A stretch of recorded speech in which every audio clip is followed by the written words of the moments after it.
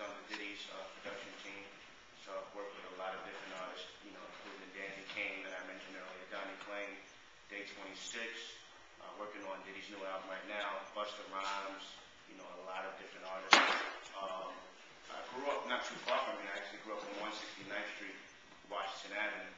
That's pretty much we go down to 3rd Avenue, go uptown. Grew up in the projects over there.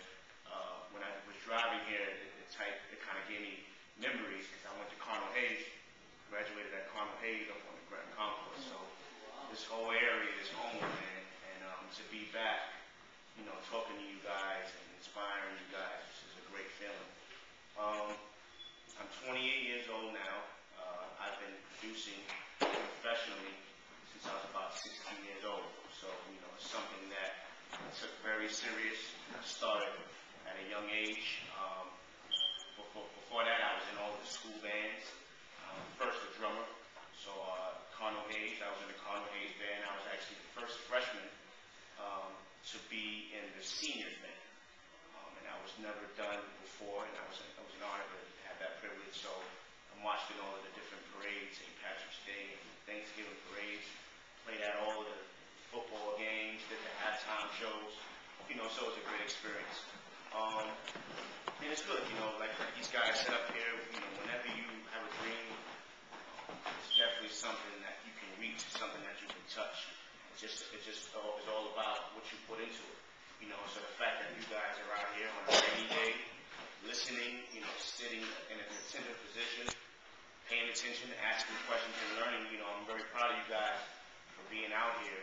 Because you could be doing some Friday night, man. You could be hanging with your boys, you could be playing basketball, you could be watching TV, but you're here learning and getting information to take back, to put for yourself, to be whatever you want to be, whether it's a football player, whether it's a musician, whatever it is. So I want to open up the floor, for you guys to have any questions. I want to make sure that I give you the proper information that you need, the help that you need to do whatever you're trying to do. How do you get somebody like notice you so that you can produce them? How do you do that? Good question, man. Great question. When I got in at the age of 16, it was pretty much all about who you knew, man. And for me, growing up in the South Bronx, it being surrounded by a lot of people who obviously loved hip-hop because it was actually the birthplace of hip-hop music. So I was actually surrounded with a lot of people that claimed they were in the music business, and I kind of attached to them. One being Buck Wild. I'm not sure if you guys are familiar with him. He's a big producer from the Bronx. He produces Faith Evans and Black Rob and the Notorious Biggie, B.I.G. And I kind of became an understudy of him. So it's good to have mentors, people who you guys look up to, that you can relate to, that can teach you, show you the ropes of how you can become that thing. And I just happened to be at the right place at the right time. Someone heard the music that I had on the cassette tape at the time. Someone liked it. Someone bought the beat. I was only 16 years old when I sold my first song. And from that day forward, I just met a lot of different people and kept moving forward. What do you have to work with a soundtrack? I was trying to. I was actually in talks with Danny Yankee, and I'm trying to think. I think is it Tego? Yeah, you work with Tutu? Hispanic rapper? Okay, let me hear what you got going on, man.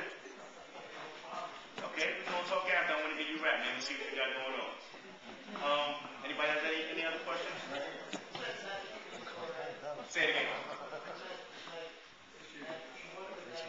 I haven't worked with him yet, but I've spoken to him and I've spoken to his manager to try to work in the future. So I have.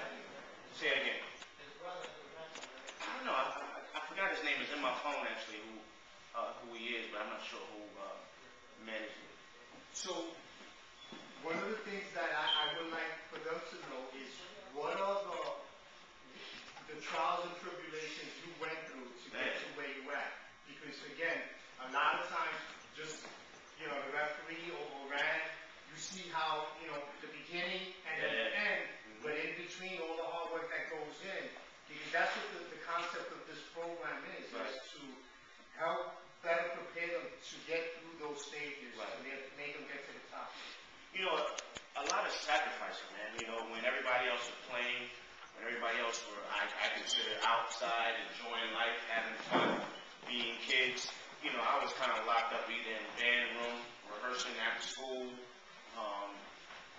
For 3 straight summers, I didn't go outside, like literally. I woke up, sometimes I didn't brush my teeth, sometimes I didn't even eat breakfast, sometimes I didn't even take a shower.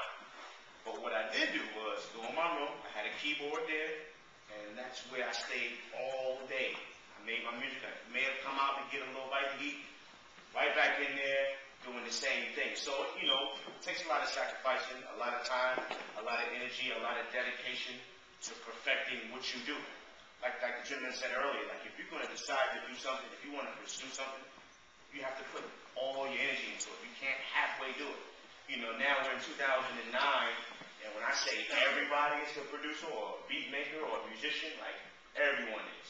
You know, they got the MySpace up, you got Facebook.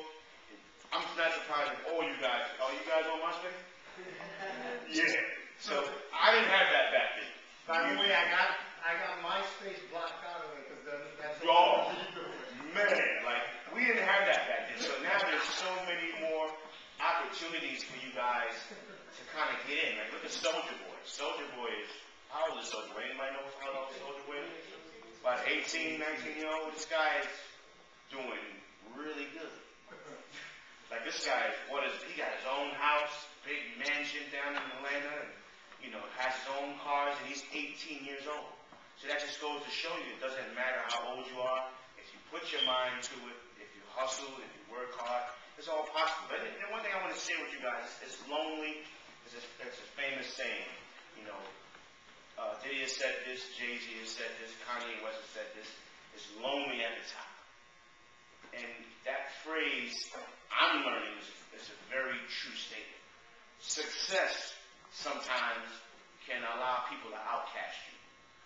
You know, and at the end of the day, when you work hard and you try to become successful, it's not your fault if you graduate from college and become the best basketball player or best football player, you go to the NFL, you're at the Super Bowl. You know, but you'll have your friends that's on your same block that's mad at you because you graduated from college. You're playing for the Steelers. You're playing for the New York Giants. You're making $20 million a year. All you did was work hard. All you did was sacrifice. All you did was practice every day. All you did was drink water instead of drink soda. It's the small things that you have to put inside yourself to want to make it and want to be successful. All you guys can be successful.